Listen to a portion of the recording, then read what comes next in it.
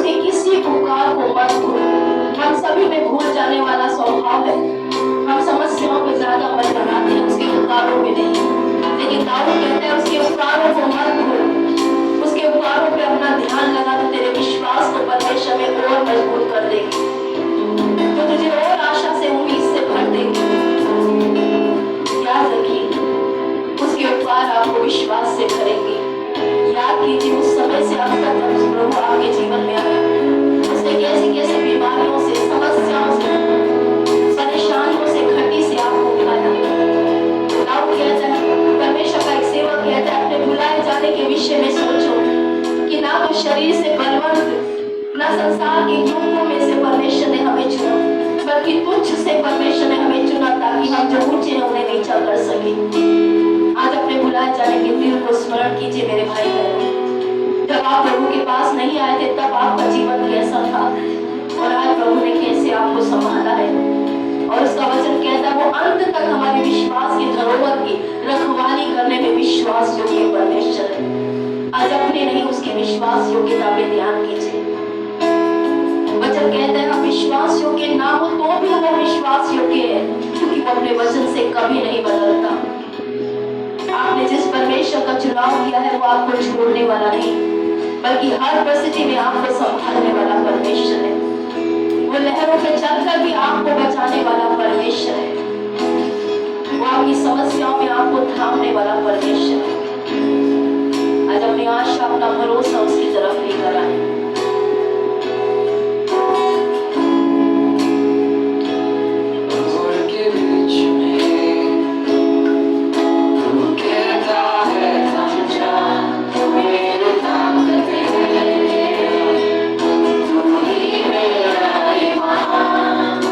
Give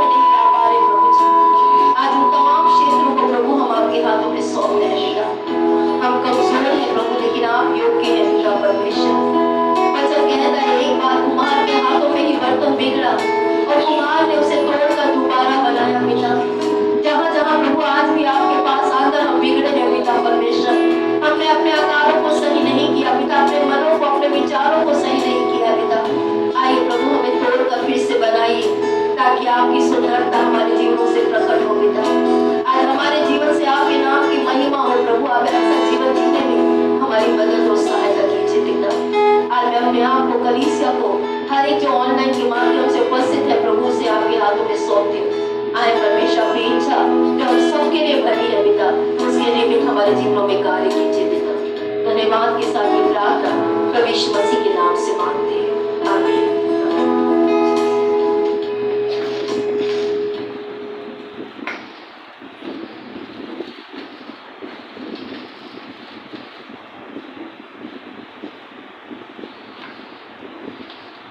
Praise the Lord. Praise the Lord. Once again, it's good to be in the house of the Lord. परमेश्वर की उपस्थिति में आकर हमारे लिए परमेश्वर की भलाई को जानना, परमेश्वर की भलाई का अनुभव करना अच्छा है। आइए इससे पहले कि आज के वचन में जाए, आज हम अपने मनों को प्रार्थना के द्वारा तैयार करेंगे।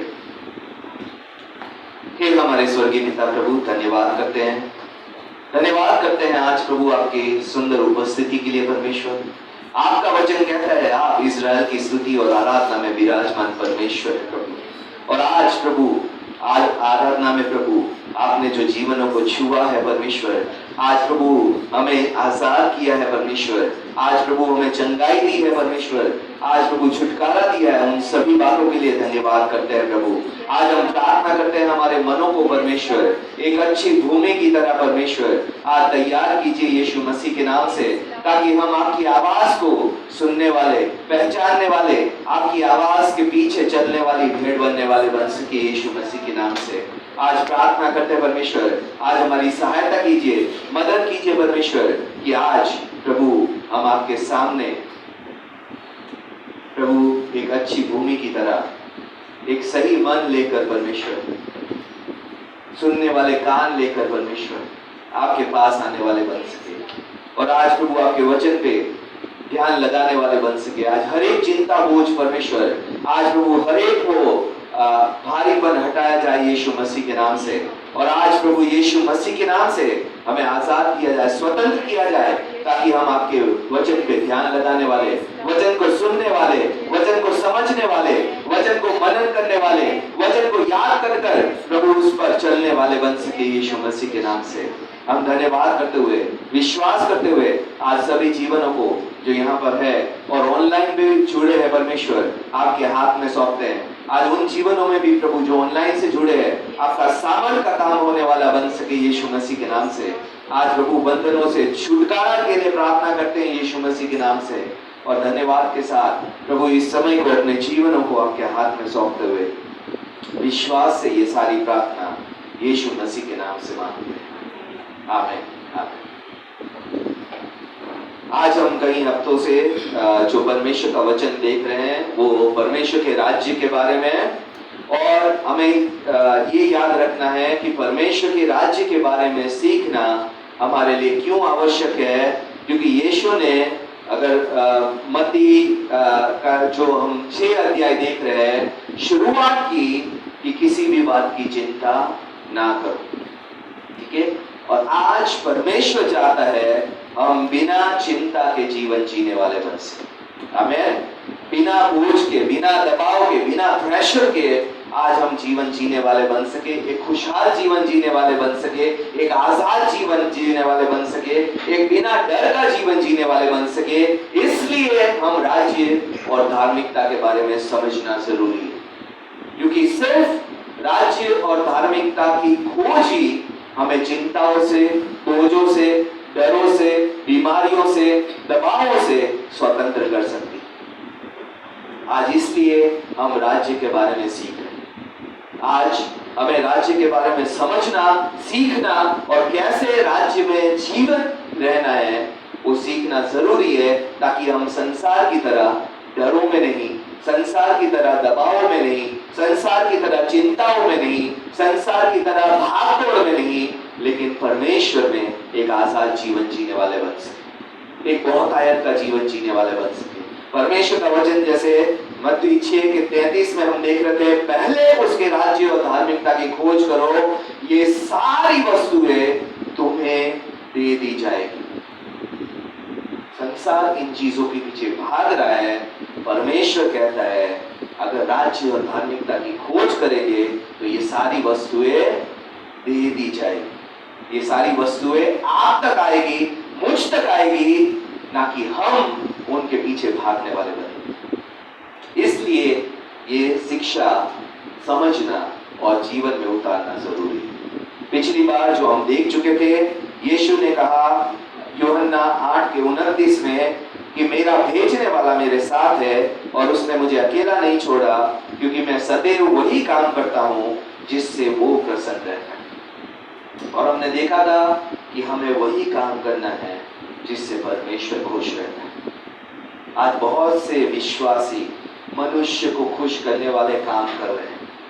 आज बहुत से विश्वासी बॉस को खुश करने वाले काम कर रहे हैं। आज अपने अविश्वासी परिवारों को खुश करने वाले काम कर रहे हैं, लेकिन उससे आपका और मेरा अकेलापन दूर नहीं होगा। ये बात याद रखिए। जो मनुष्य को खुश करने वाला काम करेगा, उनके जीवन में वो खालीपन, वो अकेलापन बना रहेगा, क्योंकि वचन कहता है मुझे परमेश्वर ने अकेला नहीं छोड़ा, क्योंकि मैं वो काम करता हूं जिससे वो प्रसन्न रहता है। परमेश्वर की उपस्थिति उसकी प्रसन्नता के कामों के साथ जुड़ी हुई है। फिर से कहता हूं, परमेश्वर की उपस्थिति उसको प्रसन्न करने वाले कामों से जुड़ी हुई है। आज भजन संहिता में भी हमने देखा 84 के 11 में, क्योंकि यहोवा परमेश्वर सूर्य और ढाल है, यहोवा अनुग्रह करेगा और महिमा देगा, और जो लोग खरी चाल चलते हैं उनसे वह कोई अच्छा पदार्थ रख ना छोड़ेगा। कोई भी भली वस्तु परमेश्वर उन लोगों से नहीं छोड़ रखेगा जो खरी चाल चलते हैं। वचन इंग्लिश में कहता है who lives righteously, जो धार्मिकता का जीवन जीते। ओके, और हमने देखा था चेलों का सोच क्या था, हम भोजन नहीं लाए। यीशु की सोच थी मुझे परमेश्वर का काम उन जीवनों तक ले जाना है जिसके लिए परमेश्वर ने मुझे चुना है। और हमने देखा था परमेश्वर और हमारी सोच में कितना फर्क है। हमारी सोच शरीर की है, आज की है, दोपहर की है, शाम की है, खाने की है, कपड़ों की है, क्या करूंगा, क्या जाऊंगा, क्या रहूंगा, ये सारी योजनाओं की। परमेश्वर की सोच अनंत तक है। और इसी वजह से वचन कहता है तुम्हारी और मेरी सोच में इतना फर्क है जैसे पृथ्वी और स्वर्ग में फर्क है। आज तक मनुष्य शरीर रूप में चांद से आगे नहीं गया। मार्स तक रॉकेट भेजा है, मशीन भेजा है, लेकिन अभी तक मार्स पर यानी कि ग्रह पर एंट्री नहीं हुई। लेकिन परमेश्वर का वचन कहता है जितना स्वर्ग पृथ्वी से ऊंचा है, वैसे ही मेरी सोच तुम्हारी सोच से ऊपर। हम आज, अभी और आज शाम तक सोच पाते हैं, परमेश्वर हमारा अनंत जीवन सोच के बैठा है। अनंत जीवन की योजनाएं परमेश्वर बना के बैठा है। और आज मैं विश्वास करता हूं अमीर ऐसे लोग उठेंगे जो परमेश्वर की सोच के साथ चलने वाले लोग होंगे, जो परमेश्वर के कहे अनुसार चलने वाले लोग होंगे, जो कहेंगे परमेश्वर मैं अपना जीवन तेरे वचन के अनुसार तुझे खुश करने वाला जीवन जीऊंगा। और जैसे यीशु ने कहा 33-33.5 साल में परमेश्वर मेरा काम पूरा हो। आज परमेश्वर को खुश करने वाला जीवन ही ये कह सकता है मेरा काम पूरा हुआ, परमेश्वर मैं तुझे अपना आत्मा सौंपता। धन्य है वो मन के दीन है। मत्ती 5:3 देखा था हमने, क्योंकि स्वर्ग का राज्य उन्हीं का है। परमेश्वर सारी बातें उनको देगा जिनका मन परमेश्वर के सामने दीनता में लगे। लूका 16:16 में हमने देखा था व्यवस्था और भविष्यवक्ता यूहन्ना तक रहे और उस समय से परमेश्वर का राज्य का सुसमाचार सुनाया जा रहा है और हर कोई उसमें प्रबलता से प्रवेश करता है। आज हर कोई व्यक्ति, जैसे हमने पिछली बार देखा था, नियंत्रण ढूंढ रहा है परिस्थितियों पे, नियंत्रण ढूंढ रहा है अपनी शारीरिक बीमारियों पे, नियंत्रण ढूंढ रहा है अपने फाइनेंशियल प्रॉब्लम पे, नियंत्रण ढूंढ रहा है कि कैसे मैं राज करूं, क्योंकि हमें परमेश्वर ने इस पृथ्वी पे शासन करने के लिए, राज करने के लिए बनाया गया। हम फ्रस्ट्रेट हो जाते हैं जब परिस्थितियां हम पे हावी हो जाती है, बीमारी हम पे हावी हो जाती है, बॉस हम पे हावी हो जाता है, टारगेट हम पे हावी हो जाते हैं, हम फ्रस्ट्रेट हो जाते हैं, क्योंकि हमें संसार पे हावी होने के लिए, राज करने के लिए बनाया गया था, ना कि दबने के लिए। और इस वजह से आज संसार के 800 करोड़ लोग वो नियंत्रण ढूंढ रहे हैं, जो आप और मैं परमेश्वर के राज्य से ही पा सकते हैं। और हमने देखा था लूका 9:57 में, जब वे मार्ग में चले जाते थे तो एक व्यक्ति ने कहा यीशु के चमत्कारों को देखकर, जहां जहां तू जाएगा मैं तेरे पीछे चलूंगा।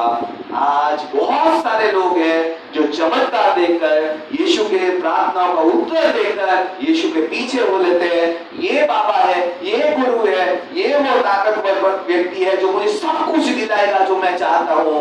और यीशु कहता है लोमड़ियों के भट्ट है, आकाश के पक्षियों के बसेरे है, मनुष्य को सर रखने के लिए जगह नहीं है। और वो व्यक्ति वहीं से मुड़ जाता है, क्योंकि वो तो यीशु के पीछे ताकत के लिए चल रहा था, नियंत्रण के लिए चल रहा था, आशीषों के लिए चल रहा था। यीशु ने कहा मेरे सोने की जगह नहीं है, तू आएगा तो तेरे सोने की भी जगह नहीं होगी। उसको तो नींद बहुत प्यारी थी। नींद नहीं मिलेगी, अरे नींद नहीं मिलेगी तो किस बात के लिए मैं तेरे पीछे चलूंगा। आज जितने लोग आराम परस्त है वो यीशु के चेले नहीं हो सकते। आराम परस्त लोग यीशु के चेले नहीं हो सकते, क्योंकि वो आराम से ज्यादा प्यार करते हैं, यीशु से कम प्यार करते हैं। उसने ये नहीं कहा परमेश्वर मैं तेरे लिए आराम छोड़ दूंगा। उसने नहीं कहा परमेश्वर मैं तपती हुई गर्मी में भी तेरे साथ चलूंगा, ठंड होगी तो भी तेरे साथ चलूंगा, अगर तू बाहर रहेगा तो मैं भी बाहर रहूंगा। उसने ये नहीं कहा। क्यों? उसको उसका आराम ज्यादा प्यारा था। आज हम दूसरे मनुष्य के बारे में देखेंगे जिसको यीशु बुला रहा है और वो कुछ और बहाना बनाता है। आज जैसे हमने पिछली बार देखा था, यीशु कोई बाबा गुरु नहीं है जो आपको मन चाह वर दे दे। अगर आज आप ये सोच के साथ आए हैं तो आप शायद यीशु के पीछे हर मुश्किल में ईमानदारी से नहीं चल पाए, क्योंकि यीशु वहां जाता है जहां मुश्किल परिस्थिति होती है, जहां मुश्किल जीवन होते हैं, जहां परमेश्वर काम करना चाहता है। और वो जगह हमेशा आरामदायक नहीं होती। आज मैं हर बार बहन गीता के यहाँ फरीदाबाद में जाता हूँ, आरामदायक जगह नहीं, ना चलने के लिए रास्ता है, ना बाइक के लिए रास्ता है, कीचड़ों से भरा रास्ता है, आरामदायक रास्ता नहीं, आरामदायक जीवन नहीं। लेकिन परमेश्वर आराम के लिए बुलाता भी। परमेश्वर कहता है आराम उनको मिलेगा जो दूसरों को आराम देना चाहते हैं। इन सब परिस्थितियों में भी परमेश्वर आराम देता है उनको जो दूसरों के आराम के लिए काम करते हैं। We are called to comfort those who are not comfortable. हमें परमेश्वर ने उन तक आराम ले जाने के लिए बुलाया है जो बहुत मुश्किल परिस्थितियों में, और मैं वहां जाके जीवन देखता हूँ, इतने मुश्किल जीवन है। हर बार मैं धन्यवाद करता हूँ परमेश्वर, तूने मुझे अच्छा घर दिया, तूने मुझे ऐसे एरिया में रखा जहाँ पानी नहीं भरता, कीचड़ में नहीं चलना पड़ता, मुझे पानी की दिक्कत नहीं, बिजली की समस्या नहीं। आप जब बाहर निकलते हैं तब आपको सच में परमेश्वर की आशीष अपने जीवन में दिखती है, नहीं तो बैठे बैठे गुड़गुड़ाते ही रहेंगे। आज पानी नहीं है, आज खाना नहीं है, क्या खाना दे दिया परमेश्वर, वेज खा खा के थक गया, हम तो वहां नॉन वेज खाते थे। आज परमेश्वर हमें वहां ले जाना चाहता है जहां जीवन हमारे से बदतर परिस्थितियों में जी रहे। आज धर्म जो है वो सारी बातें जो आप चाहते हो उसका वायदा करके आपको लुभा रहा है। इस धर्म का पालन करो, इतनी बार ये करो, इतनी बार ये करो, उतनी बार दान दो, इतनी बार ये करो, सब कुछ तुम्हारे लिए हो जाएगा। घर, परमेश्वर मनुष्य का गुलाम नहीं, परमेश्वर मालिक। परमेश्वर मनुष्य को आज्ञा देता है क्या करे क्या ना करे। मनुष्य धर्म के द्वारा ऐसा धर्म खोजना चाहता है जिसका परमेश्वर उसकी आज्ञाएं माने। लेकिन सच्चा परमेश्वर आपसे प्यार करता है, इसलिए आपकी प्रार्थनाएं सुनता है। आपके लिए वो जान दे चुका है, इसलिए आपकी प्रार्थनाएं सुनता है। इसलिए आपकी हर एक हरीक होती, हर एक उलझुल बातें आपको सह लेता है। आज हम धर्म और सच्चे परमेश्वर में फर्क करना सीखें।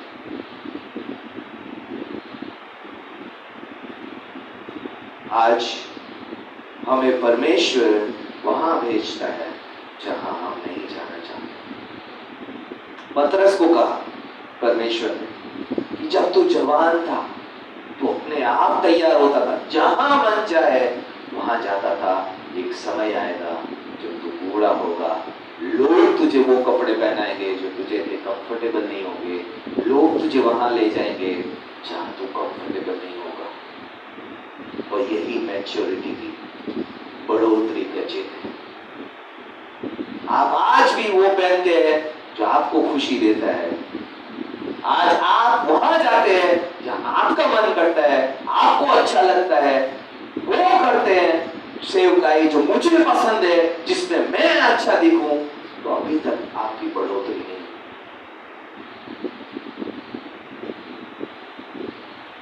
एक आत्मिक रूप से बढ़ा हुआ व्यक्ति परमेश्वर से पूछता है तू क्या चाहता है मैं करूं, और वो करता है जो परमेश्वर उसको कहता है, वो नहीं जो मुझे अच्छा लगता है।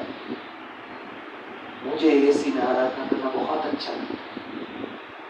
परमेश्वर चाहता है मैं जाके गर्मियों में सुसमाचार प्रचार करूं, पसीने से लथपथ होकर लोगों को राज्य सुनाऊं। तो मैं अगर परमेश्वर में बढ़ा हुआ हूं तो वो चुनूंगा जो परमेश्वर है। बहुत सारे विश्वासी है जो कंफर्टेबली सेवा करना चाहते हैं, चार दीवारों में सेवा करना चाहते हैं, परमेश्वर के ऐशो आराम में सब कुछ करना चाहते हैं। परमेश्वर मैं घर के एसी में रहूं। आज भी मुझे याद है जब पूना में मैं सेवा करता था और पास्टर अर्चना और मैंने शादी करने का तय किया, और हमारी लीडरशिप ने हमें बोला कहाँ आप जाओगे, दिल्ली रहोगे सेवकाई करने दोनों कि पूना में जाओ। पूना की सेवकाई नहीं थी, यहाँ की सेवकाई एस्टैब्लिश थी। हमने सोचा कि नई सेवकाई हम किसी और को सौंप कर एस्टैब्लिश को संभाले ताकि एस्टैब्लिश भी करना है। और मैंने यहाँ आने का चुनाव किया। एक व्यक्ति जो बॉम्बे वीएफसी चर्च से था, उसको पास्टर ने बोला पास्टर आप इसको ले जाइए, ये आपकी जगह सेवा करे। और मैं उस व्यक्ति से मिलने गया और वो व्यक्ति एसी में उसके पसीने टपक रहे। और मैंने कहा आपको परमेश्वर ने कभी सेवकाई के बारे में कुछ दर्शन दिया है?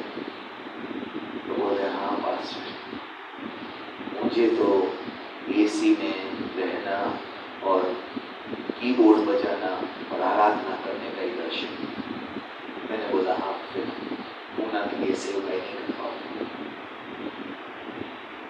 क्योंकि वहाँ पहाड़ है, पहाड़ चढ़ने पड़ते हैं। 5 किलोमीटर चलने पे आपकी ऐसी सांस फूल जाती है जैसे आप 50 किलोमीटर चलते। पहाड़ एक बार चढ़ते हैं, एक बार उतरते हैं, फिर एक बार चढ़ते हैं, फिर एक बार उतरते हैं। और ऐसे कर करके मैं गर्मियों में सर्दियों में सब जगह सेवा करता था। मैंने बोला पर पास्टर को ये वो व्यक्ति नहीं है जो मेरी बदले सेवा करता है, क्योंकि उसके दर्शन तो एसी में कीबोर्ड बजा के आराधना करने नहीं कर पाए। और फिर एक बिन अनुभवी कम अनुभवी व्यक्ति को मैंने चुना, क्योंकि वो गर्मियों में जाकर पसीने से लथपथ होकर सुसमाचार प्रचार करता। जब आता था उसके ना सिर्फ शर्ट पैंट अंडर गारमेंट तक गीले हो गए और सीधा जाके बाथरूम में घुस गया। ये व्यक्ति से क्यों? क्योंकि वो आराम को नहीं चुनता है। पास्टर ने बोला अनुभव नहीं, मैंने बोला अनुभव नहीं चाहिए। जिसका मन तैयार है। आज दूसरे को परमेश्वर ने बुलाया 9 के 59 वचन में, उसने दूसरे से कहा मेरे पीछे हो ले, और यीशु को वो क्या कह रहा है? प्रभु मुझे पहले जाने दे कि अपने पिता को गाड़ दूं। अभी हम सोचेंगे उसका पिता मरा हुआ होगा और गाड़ने जा रहा होगा, एक दिन में गाड़ के आ जाएगा। लेकिन यहाँ पे 2 थियरी भी दी जाती है जो एक्सपर्ट बोलते हैं कि अभी तक उसका पिता मरा नहीं था। इसका मतलब वो कह रहा है जब तक पिता मर नहीं जाता तब तक तेरे पीछे नहीं चलूंगा। और दूसरा वर्जन कहता है शायद उसका पिता मरा हुआ था और तब जाके परमेश्वर ने यीशु ने उसको बुलाया और यीशु ने बोला तू जा और सुसमाचार प्रचार कर, मरे वो गाड़। दोनों केसेस में वो व्यक्ति से परमेश्वर क्या चाहता?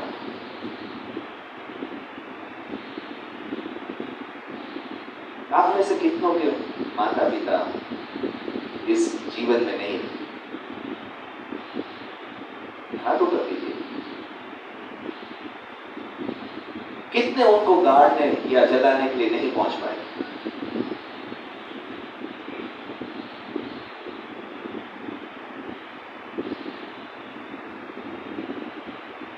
मैं ये क्यों पूछ रहा हूं?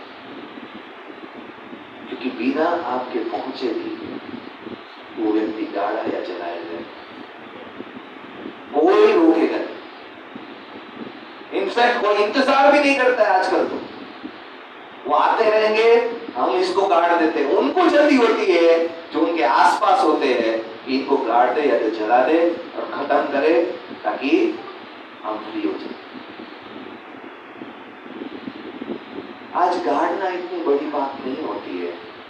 धन्य है, मैं परमेश्वर को हर एक के लिए चाहूंगा कि हर एक को अपने माता पिता को गाड़ने या जलाने जो भी उनके फेथ के अनुसार है उनका अवसर देने।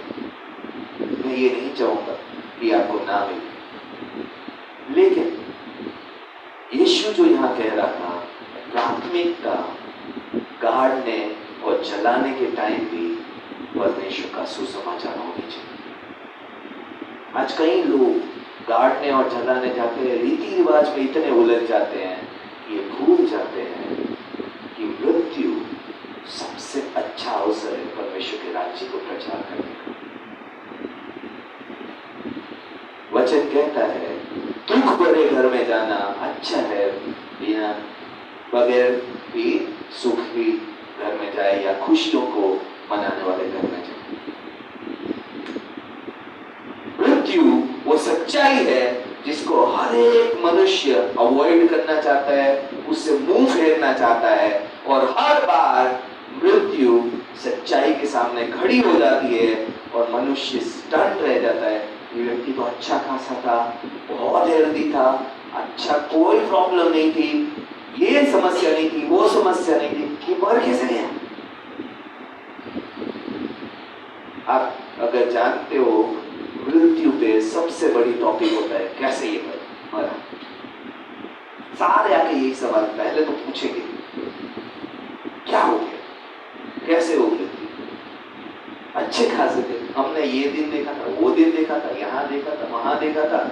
लेकिन आज परमेश्वर क्या चाहता है कि मृत्यु के समय पे हम परमेश्वर के सुसमाचार को याद रखने वाले बन सके, परमेश्वर के काम को याद करने वाले बन सके कि मृत्यु वो सच्चाई है, मृत्यु वो समय है जब परमेश्वर की सच्चाई को, परमेश्वर की जरूरत को लोगों को बताया जाए।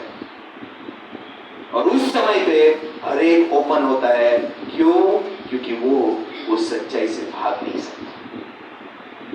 इसलिए यीशु ने ये नहीं कहा कि अपने बाप को मत गाड़, उसने कहा मुर्दों को मुर्दे गाड़ने दे। वैसे भी आप में से जितनों ने गाड़ा है, आप कितना गाड़ पाए? खड्डा किसने खोला? जो वहां काम कर रहा था, प्रार्थना करने कोई पास्टर आ गए, विश्वासियों ने सारा किया, आपके हिस्से में काम क्या आता है? एक मुट्ठी मिट्टी डालना। ये सच बात है। और पैसे देना, इस दो के सिवा कोई काम नहीं होता है परिवार जमा। लेकिन आप उसके लिए कहोगे कि मैं सुसमाचार प्रचार नहीं करूं, परमेश्वर के राज्य को भूल जाऊंगा। ये बहुत बड़ी कीमत है, बहुत बड़ी कीमत। आज वो परमेश्वर कह रहा है मुर्दों को मुर्दे गाड़ने दे, तू जा और राज्य का सुसमाचार प्रचार कर। परमेश्वर कभी मुर्दे गाड़ने से मना नहीं कर। परमेश्वर मुर्दे गाड़ने को राज्य के ऊपर प्राथमिकता देने से मना कर रहा है, क्योंकि मुर्दे गाड़ना कई बार बहाना हो जाता है।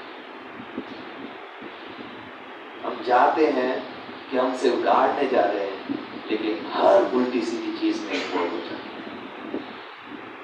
और आज मुझे दुख होता है, जितनी बार मैं मृत्यु वाले घर में गया, टॉपिक मरे हुए को गाड़ना नहीं था। कभी भी टॉपिक मरे हुए को गाड़ना नहीं था। उसका जो है वो किसको जाएगा, कैसे बंटवारा, कैसे कैसे ये चीजें जाएगी, कैसे कैसे वो होगा, जिम्मेदारियां किसके सर पे मड़ी जाए, ये सारी बातें हो जाएगी। लेकिन मरे हुए को कैसे प्लान करना है, जब तक 10 लोग पूछेंगे नहीं, तब तक वो सोचेगा भी नहीं कि अरे मुझे तो इसको गाड़ना। आज हमारी प्राथमिकता है, परमेश्वर सही करने को कहता है, और मुर्दों को मुर्दे गाड़ने दे, तू जा और राज्य का सुसमाचार प्रचार कर। एक और ने भी कहा, लूका 9:61, एक और ने भी कहा, प्रभु मैं तेरे पीछे बोलूंगा, पर पहले मुझे जाने दे कि अपने घर के लोगों से विदा होकर आओ। बहुत फेवरेट बात है, जब भी परमेश्वर कहे इसके लिए प्रार्थना कर, इसको जाके सुसमाचार प्रचार कर, इसके पास जाकर उसको उत्साहित कर, परमेश्वर पहले मैं ये कर लेता हूं।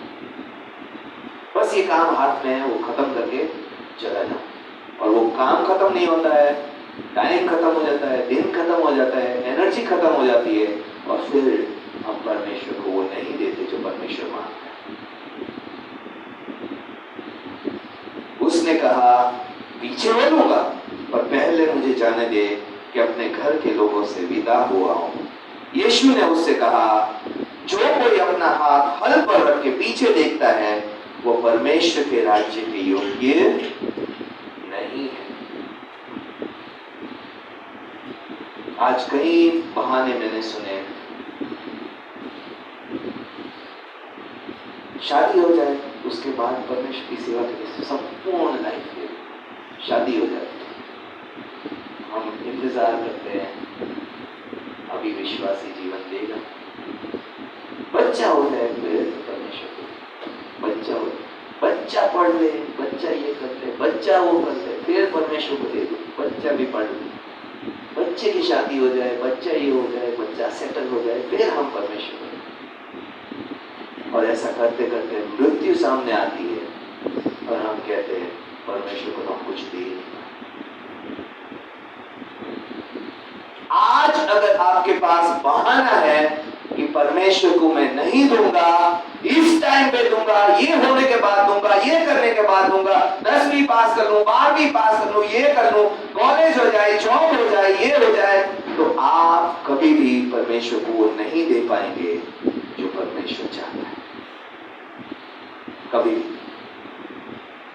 क्योंकि आप क्या कह रहे हैं, पहले ये कर लूं, फिर राज्य, फिर खोज करूंगा, फिर समर्पण दूंगा, फिर जीवन दे दूंगा, और वो फिर आता ही नहीं। क्योंकि परमेश्वर का राज्य या तो पहले स्थान पे है या तो है ही नहीं। सिंपल सी बात। इसलिए परमेश्वर का कमांड आज्ञा बहुत क्लियर है, पहले राज्य और धार्मिकता, बाकी सब उसके बाद। और इसका मतलब क्या है? अगर आप परमेश्वर के राज्य को हाँ कहना चाहते हो तो आपको शुरुआत किसी ना किसी को ना कहने से करनी पड़ेगी, किसी ना किसी को छोड़ने से करनी पड़ेगी।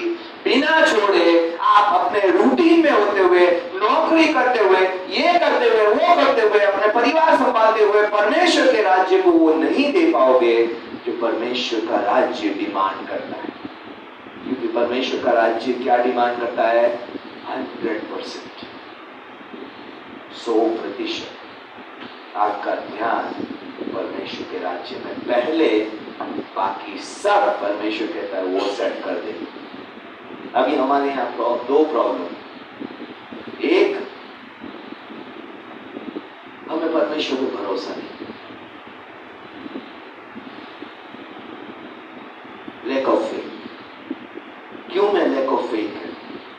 क्योंकि अगर परमेश्वर कहता है कि पहले राज्य और धार्मिकता की खोज कर, बाकी सब वस्तुएं तुझ पे दे दी जाएगी, हमें भरोसा नहीं है कि अगर हमने 100% परमेश्वर को दे दिया तो परमेश्वर सारा कुछ हमें दे देगा। हमें लगता है जब तक मैं ये नहीं करूंगा, मैं मेहनत नहीं करूंगा, मैं कमाऊंगा नहीं, मैं ये नहीं करूंगा, मैं वो नहीं करूंगा, तब तक ये नहीं हो पाए। हम अपने आप पे परमेश्वर से ज्यादा भरोसा करते हैं, अपनी समझ पे, अपनी बुद्धि पे, अपनी योग्यता पे। लोगों से पूछताछ करेंगे मैं ये करूं या ना करूं, जबकि बात आपको परमेश्वर करता है। और क्योंकि लैक ऑफ फेथ है, हम मानने को तैयार नहीं है कि परमेश्वर वो करेगा जो मेरी जिम्मेदारी। ये क्यों कह रहा हूं? क्योंकि एक समय आया, मैं अपने परिवार का बड़ा बेटा हूं, मेरे से छोटी एक बहन है, और परमेश्वर ने मुझे फुल टाइम सेवकाई के लिए बुलाया।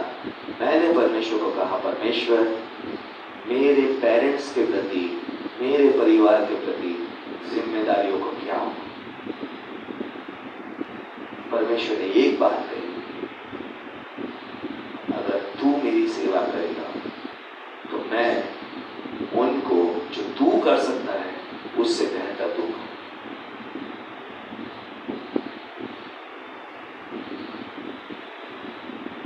और मेरे लिए मुश्किल था वो करना, क्योंकि परमेश्वर पे भरोसा करना कुछ दिखता नहीं। और मैंने बड़ा बेटा होते हुए परमेश्वर को हाँ करने का चुनाव किया। बहुत मुश्किल चुनाव था। हाँ कहा, मेरी बहन को 5 सरकारी नौकरियां मिली, 5, जिस यहाँ लोग एक के लिए जी जान लगा देते हैं, एक के बाद एक छोड़ दी गई 5 सरकारी नौकरियां परमेश्वर ने। मेरे पिता को परमेश्वर ने प्रमोशन करके रिटायर करवाया, जिससे कि उनकी पेंशन जो है वो इतनी हो गई कि वो उनके जीवन पर उनका गुजारा चल। मैं ये क्यों कह रहा हूं? आज जिस वजह से हम परमेश्वर को ना कहते हैं, परमेश्वर ईमानदार है।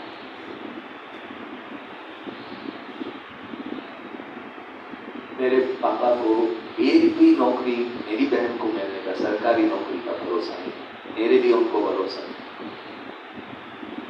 लेकिन जब मैंने परमेश्वर को कहा, परमेश्वर ने वो सारी बातें मेरे परिवार के लिए की जो मेरी जिम्मेदारी है। आज मैं ये क्यों कह रहा हूं? आप में से जो भी बहाने बना रहे हैं, मेरे ये करने से होगा, परमेश्वर योग्य, परमेश्वर ईमानदार। अगर वो बुलाएगा तो आपकी जिम्मेदारी, आपके परिवार की जिम्मेदारी उठाने के लिए मोर देन पावरफुल है। और लास्ट में पतरस आता है और पतरस कहता है बहुत अच्छी बात, पूछ लेता है, जब ये सारी बातें चल रही होती है, लूका 18 के 28 में पतरस पूछता है, पतरस ने कहा, देख हम तो घर बार छोड़कर तेरे पीछे हो लिए, हमारा क्या हो? क्या छोड़ा है? घर बार छोड़कर तेरे पीछे हो लिए। पतरस का विश्वास मैं अप्रिशिएट करता हूं। क्यों अप्रिशिएट करता हूं? क्योंकि पतरस को चमत्कार होने के बाद परमेश्वर ने बुलाया। बहुत मुश्किल होता है अगर आपकी नौकरी में आपका बॉस प्रमोशन देने वाला हो और परमेश्वर कहे नौकरी छोड़कर मेरी सेवा कर, बहुत मुश्किल होता है। क्यों? परमेश्वर इतने समय बाद प्रमोशन मिला, इतने समय बाद ब्रेक थ्रू मिला, इतने समय बाद इतनी बड़ी आशीष मिली, और तू बोल रहा है इसको छोड़कर तेरे साथ चल। बहुत मुश्किल। और पतरस ने वो चुनाव किया at the peak of his miracle, जब उसने चमत्कार पाया, इतनी बड़ी मछलियों का एक दिन में उसने पकड़ा, और परमेश्वर ने बोला ये सब छोड़ और मेरे पीछे हो ले। और उसने एक बार नहीं सोचा ये मछलियों को क्या हो, मेरा फैमिली का क्या होगा। पतरस शादीशुदा था, बाकी के सारे कवारे। उसने नहीं सोचा मेरी बीवी का क्या होगा, अगर बच्चे हैं तो उसका क्या होगा, अगर ये है तो क्या होगा। उसने सब कुछ छोड़कर उस मिरेकल करने वाले परमेश्वर के पीछे हो लिया। और यीशु उसको जवाब देता है, जिस जवाब पे आज हम रुक कर परमेश्वर की बातों को समझेंगे। 29 वचन, परमेश्वर का वचन लूका 18 के 29 में कहता है, यीशु ने उससे कहा, मैं तुमसे सच कहता हूं कि ऐसा कोई नहीं है जिसने परमेश्वर के राज्य के लिए घर, पत्नी, भाई, माता पिता, लड़के बालों को छोड़ दिया हो और इस समय या इस जीवन में कई गुना अधिक ना पाए और परलोक में अनंत जीवन ना पाए। आज परमेश्वर के राज्य के लिए हमें ये सारी बातें छोड़ना जरूरी है। लिस्ट देख लीजिए। पहला है, जिसने परमेश्वर के राज्य लिए घर छोड़ा। आज हम में से कहीं घर ही नहीं छोड़ना चाहिए। परमेश्वर तू चेले ले आ, मैं अपने घर में आराम से सुसमाचार प्रचार करूं, मैं अपने घर में चेला बनाऊं, मैं अपने घर में सब कुछ करूं, मैं अपने घर में ले आऊं, मैं घर नहीं छोड़ सकता। परमेश्वर पहला लिस्ट में है घर छोड़ना। क्यों? क्योंकि घर वो आराम की जगह है जिसमें आप परमेश्वर के राज्य को नहीं तोड़ पाओ।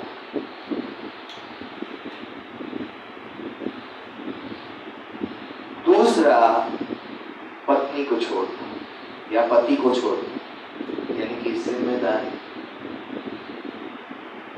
तीसरा, भाइयों को छोड़ना, माता पिता को छोड़ना, लड़के बालों को छोड़ना।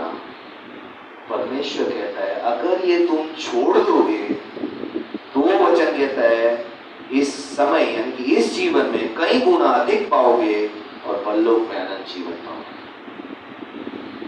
एक घर छोड़ने वाला परमेश्वर से कई गुना घर पाएगा। क्या मतलब है इसका? परमेश्वर आपको वो परिवार देगा जहां आप अपने घर जैसा कंफर्टेबल फील करोगे। कब? अपना घर छोड़ने के बाद। राज्य हमेशा छोड़ने से शुरू होता है, राज्य पाने से शुरू नहीं होता है।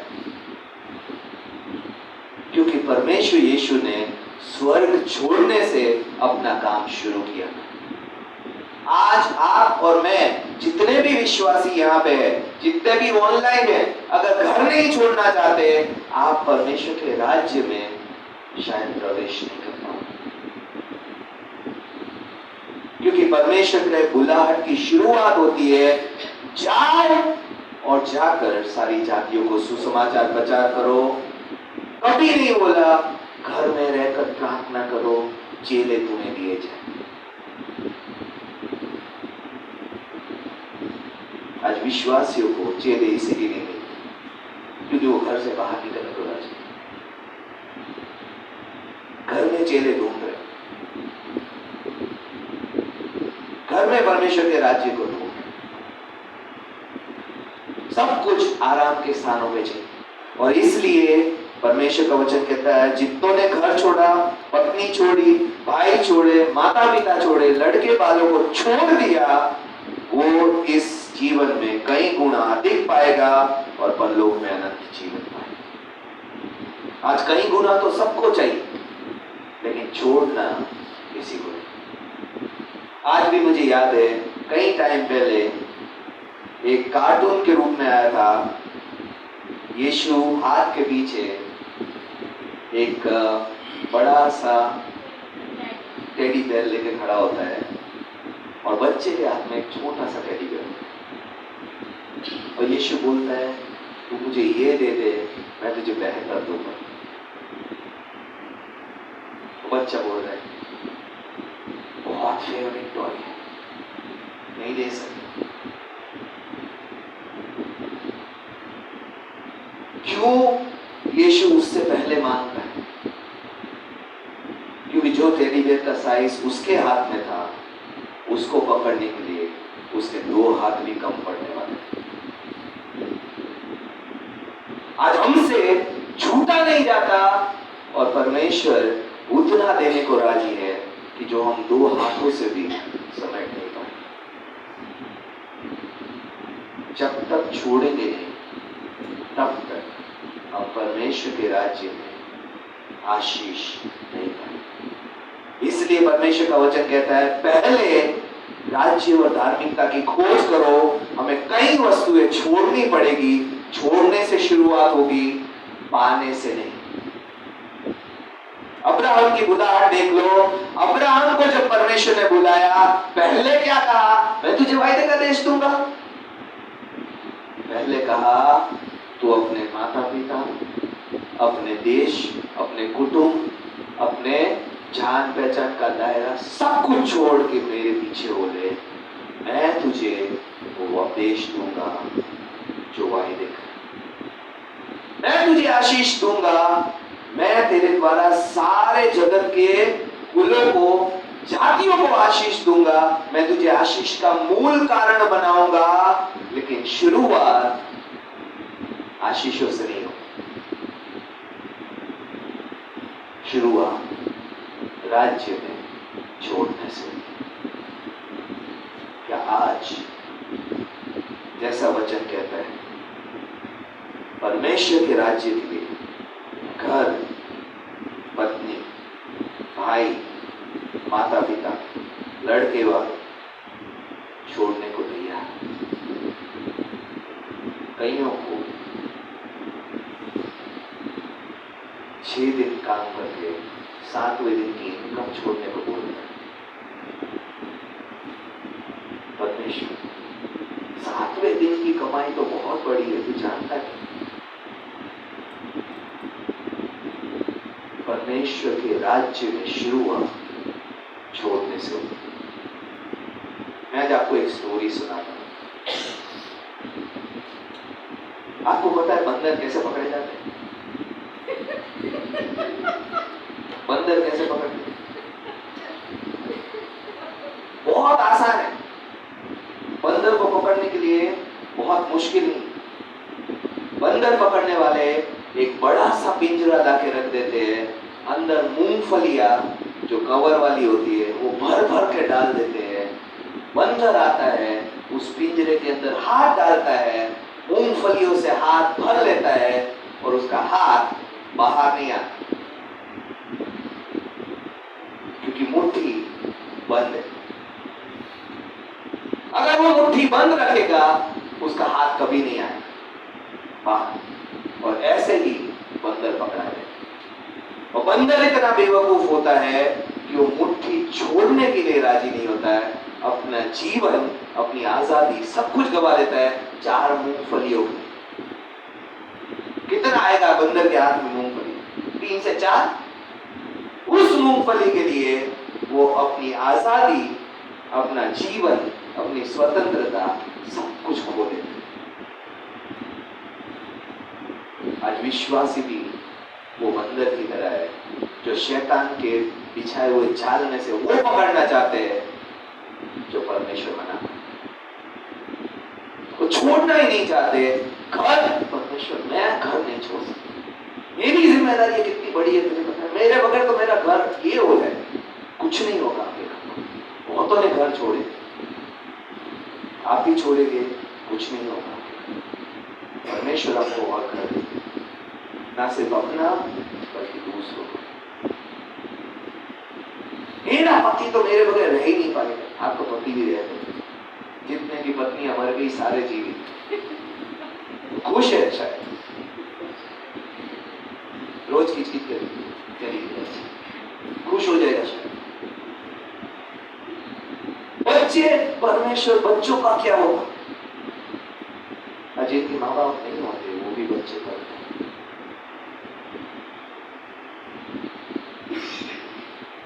आज हमारे पास जो भी बहाने हैं वो शायद उस 4 मूंगफलियों जैसे,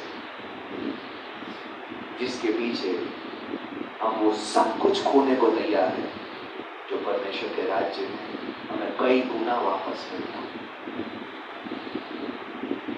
क्या पालेंगे अगर हमने परमेश्वर के राज्य और धार्मिकता की खोज नहीं की?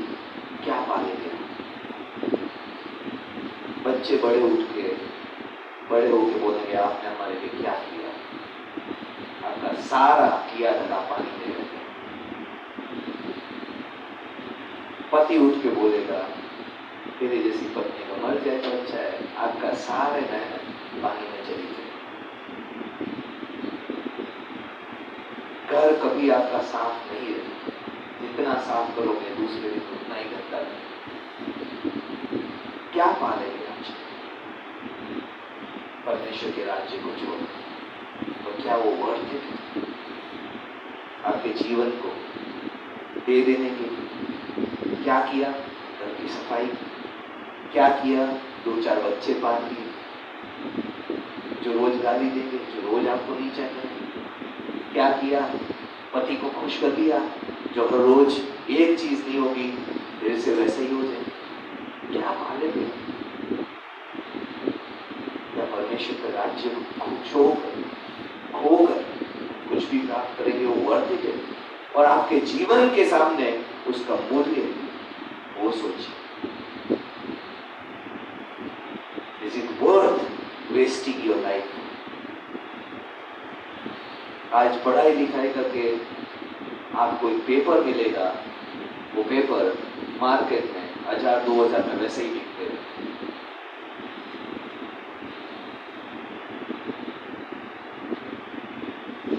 किसी से कल मैं बात कर रहा था और वो कह रहा है उसको 10वीं पास नहीं, इसलिए नौकरी सही से नहीं। 10वीं पास वाले घूम रहे, 12वीं पास वाले भी घूम रहे, ग्रेजुएट भी घूम रहे, पोस्ट ग्रेजुएट भी घूम रहे। ऐसा मत सोचिए आपको ये नहीं है इसलिए आपके जीवन में ये है। परमेश्वर का राज्य जब आ जाएगा, वचन कहता है सारी जरूरतें आप तक आएगी, ताकि आप भागोगे। पतरस, याकूब, यूहन्ना, वचन कहता है अनपढ़ थे, पढ़े लिखे नहीं। परमेश्वर के राज्य के लिए उन्होंने सब कुछ दे दिया। उनका नाम, उनका जीवन इतनों के लिए आशीष बन गया। आज भी 2000 साल बाद भी उनके जीवन की हम तुलना करते हैं और अपने आप को उसके सामने छोटा पाते हैं। परमेश्वर का राज्य वो चीज है जो अगर एक व्यक्ति समझता है, सब कुछ लुटा कर भी परमेश्वर के राज्य में प्रवेश करना चाहिए। और आज जैसे मैंने कहा, अविश्वास और डर हमेशा शैतान की हथियार है जो परमेश्वर के राज्य में, परमेश्वर की योजनाओं से परमेश्वर के लोगों को दूर रखते आए। परमेश्वर नहीं करेगा तो मेरा क्या?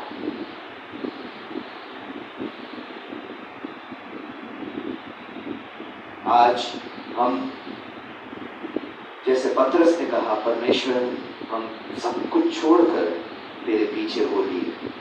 और यीशु ने कहा, मैं तुमसे सच कहता हूं, ऐसा कोई नहीं जिसने परमेश्वर के राज्य के लिए घर या पत्नी या भाई या माता पिता या लड़के वालों को छोड़ दिया हो और उसने इस जीवन में कई गुना अधिक ना प्राप्त किया हो और परलोक में अनंत जीवन। कई बार धर्म जो है आने वाले जीवन की बात करता है, तुम ये सब करो, तुम्हारा अगला जीवन बहुत बेहतर होगा। परमेश्वर इस जीवन से आपकी आशीषों को शुरू करना चाहता है, अगले जीवन से। परमेश्वर आपके आज और आने वाले कल को बदलना चाहता है। स्वर्ग के जीवन की बात नहीं कर रहा परमेश्वर। शुरुआत परमेश्वर के राज्य की आशीषों की इस जीवन से होगी और जिस समय आप समर्पण दोगे उस समय से होगी। आज अगर चाहते हैं कि आज आप अपने परिस्थितियों में, आप अपने जीवन में, आप अपने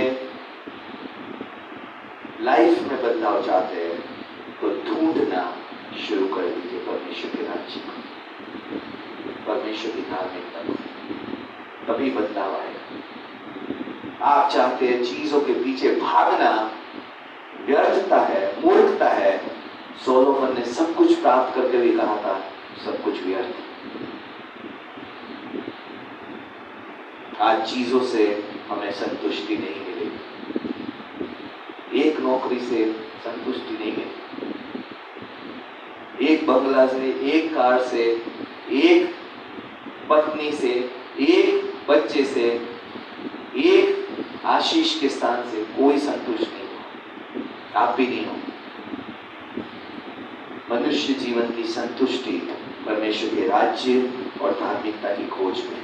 आइए हम प्रार्थना करेंगे, परमेश्वर के सामने झुकेंगे, परमेश्वर से कहेंगे, परमेश्वर आज पहले तेरा राज्य और धार्मिकता खोजने वाला बन सकूं, ताकि इन डरों से, इन मुश्किल परिस्थितियों से, आज जो भी मेरे जीवन में संघर्ष है उससे मैं बाहर आने वाला बन सकूं। आइए हम आंखें बंद करते हुए परमेश्वर के सामने अपने जीवनों को जांचने वाले बन सके। आज परमेश्वर के सामने क्या हम परमेश्वर का राज्य और धार्मिकता के लिए अपना सब कुछ सौंपने के लिए तैयार हैं?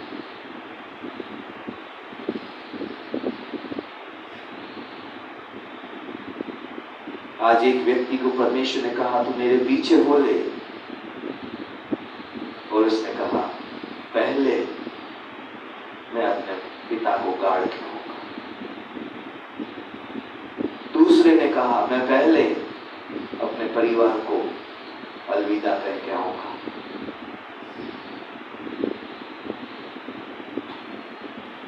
क्या आज परमेश्वर के राज्य से पहले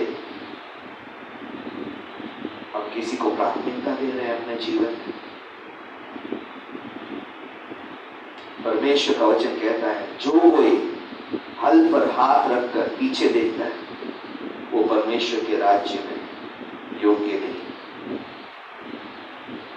आज अगर हम बहाना बना रहे हैं, परमेश्वर आज मैं अपने परिवार को ये सेट करके फिर तेरे राज्य में आऊंगा। परमेश्वर ये रिश्ते को फाइनल करके फिर तेरे राज्य में आऊंगा।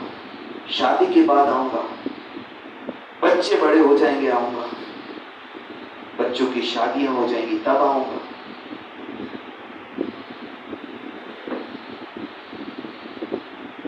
रिटायरमेंट के बाद आऊंगा, नौकरी मिलने के बाद आऊंगा। मेरी फाइनेंशियल परिस्थिति ठीक हो जाने के बाद आऊंगा, चंगाई पाने के बाद आ जाऊंगा। तो परमेश्वर कहता है, जो कोई अपना हाथ हल पर रखकर पीछे देखता है, वो मेरे राज्य के योग्य नहीं। पतरस ने कहा, परमेश्वर हम सब कुछ छोड़कर तेरे पीछे हो लिए। और परमेश्वर ने कहा, ऐसा कोई नहीं है जो इस जीवन में प्रतिफल ना पाएगा। और परमेश्वर ने कहा, जो कोई अपना घर, अपने पत्नी, अपने भाई, माता पिता, लड़के वालों को नहीं छोड़ देता है राज्य के लिए, वो इसी जीवन में कई गुना प्राप्त करेगा। आइए हम परमेश्वर के सामने अपने मनों को जांचने वाले बन सके। आज किन बहानों के पीछे हम राज्य को दूसरा, तीसरा, चौथा स्थान देने को तैयार है? किन बातों के बाद हम राज्य को रख रहे हैं? आज परमेश्वर उन बातों को हमारे जीवन से हटाने के लिए कह रहा है। क्या है हमारे जीवन में जिसको हम राज्य से पहले खोजना चाहते हैं, और क्या वो मेरे जीवन देने के लायक है?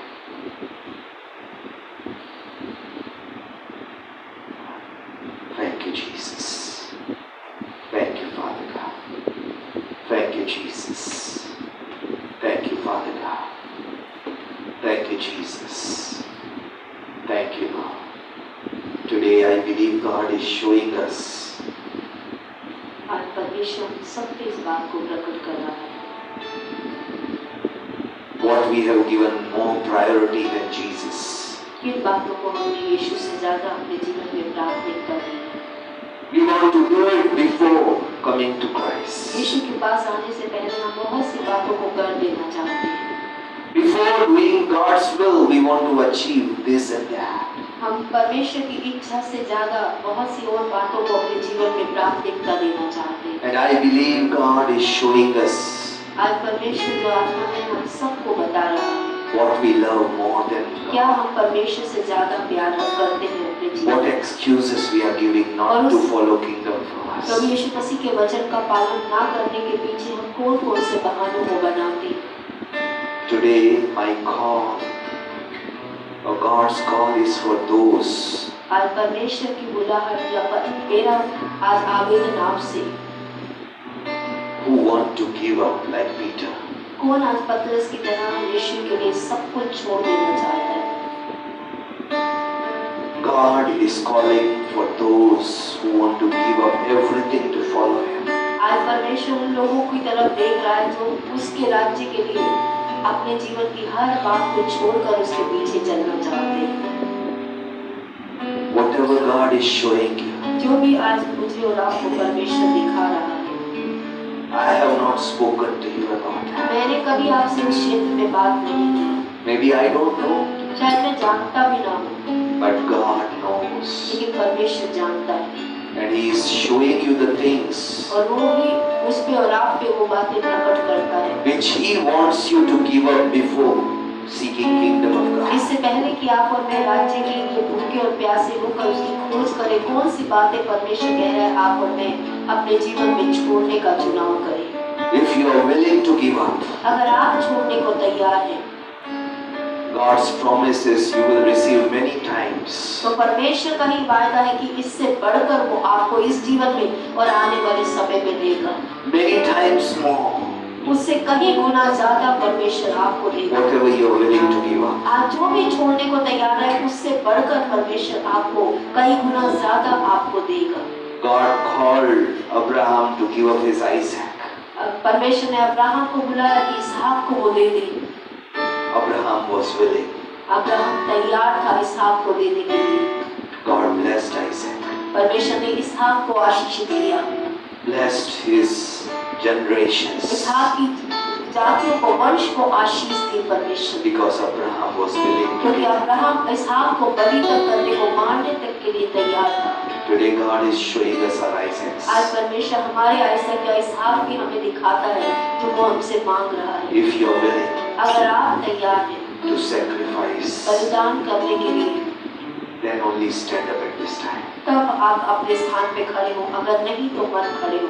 Say, Lord, help me, Lord. और आप परमेश्वर से ही खड़े होकर मदद मांगे कि परमेश्वर I want to give up what you are calling me. जो तू मुझे छोड़ने को कह रहा है, आज मैं वो छोड़ने को तैयार हूँ। I am willing to follow you, give you 100% in my मैं life. तेरे पीछे 100% चलने के लिए आज देने को तैयार हूँ। I don't want to love Isaac more than you, Lord. मैं आज अपने जीवन के इसहाक को जो मेरे जीवन का सबसे प्रिय है उसको आपसे ज्यादा प्रिय नहीं बनाना चाहता। It may be a relationship God is हो calling. सकता है आपके रिश्ते हो जो परमेश्वर आपको दिखा रहा है। It may be your house God is calling. आज शायद आपका घर हो जिसे आप बहुत प्यार करते हो। It may be your responsibilities ये God आपकी is calling. जिम्मेदारियां, आपके बेटे बेटी कुछ भी हो सकता है। Whatever God is showing, जो भी परमेश्वर आपको दिखा रहा है, if you are willing to give up, अगर आप देने को तैयार हैं, it's time to stand in presence ये of समय God. है परमेश्वर के आगे खड़े होकर उसको समर्पण देने का। Thank you, Jesus. Thank you, Father God. He is promising He will multiply everything you give up for His kingdom. उसने स्पष्ट कहा पत्रस से कि ऐसा कोई नहीं है जो जिसने परमेश्वर के राज्य के लिए ये सब बातों को छोड़ा हो और इस लोक में कई गुना और आने वाले अनंत जीवन में वो प्रतिफल को प्राप्त ना करे। Thank you, Jesus. Thank you, Father God. सच्चे जीवित पिता, आज प्रभु आप जानते हैं आपके लोगों से आपने क्या बात की है पिता, और आज जिन्होंने उस समर्पण को प्रभु छोड़ने के समर्पण को आपके आगे रखकर यहाँ उपस्थित होकर खड़े हैं पिता, आज उन समर्पणों को आप ग्रहण कीजिए पिता। आज उन चाहतों को प्रभु जो आपने उनके मन में डाली है पिता, आप ही प्रभु की कमजोरियों के बावजूद उन चाहतों को पूरा करवा लेने में भी योग्य परमेश्वर है पिता। आज प्रार्थना करते हैं अपने लोगों के प्रभु, जैसा आपने प्रभु डूबते हुए पतरस को भी थाम लिया जब उसने आपको पुकारा पिता। आज पिता, आज मेरे भाई बहन जो यहाँ उपस्थित होकर आपके सामने खड़े हैं पिता, शायद उनके भी हाथ आज कमजोर हो पिता, समर्पण देना चाहते हैं लेकिन कई बातें हैं जो उनके मनों में, उनके दिमागों में, उनकी सोचों में होगी पिता। लेकिन धन्यवाद प्रभु, आज उन कमजोरियों के बावजूद आप उन्हें खींचने में और बाहर लाने में योग्य है पिता, और उस बुलाहट को जिसके लिए आपने उन्हें के मन में इच्छा डाली है उसे पूरा करने में भी योग्य है पिता। आज अपने बेटे बेटियों को आशीषित कीजिए और अपनी योजना को अपनी कलीसिया में पूरा कीजिए पिता। धन्यवाद के साथ ये प्रार्थना प्रभु यीशु मसीह के नाम से मांगते हैं, आमीन। आप सब बैठ सकते हैं इस समय पे। आइए हम कर एक बार फिर से प्रभु यीशु मसीह की कलीसिया में आप सभी लोगों का स्वागत हो है, जो ऑनलाइन के माध्यम से और जो ऑफलाइन दोनों के तरीके से यहाँ पे उपस्थित हैं। प्रभु यीशु मसीह की कलीसिया में आपका स्वागत है। परमेश्वर आपको आशीष दे। ऑनलाइन की सभा हम यहीं पे समाप्त करना है। परमेश्वर आपके साथ बना रहे।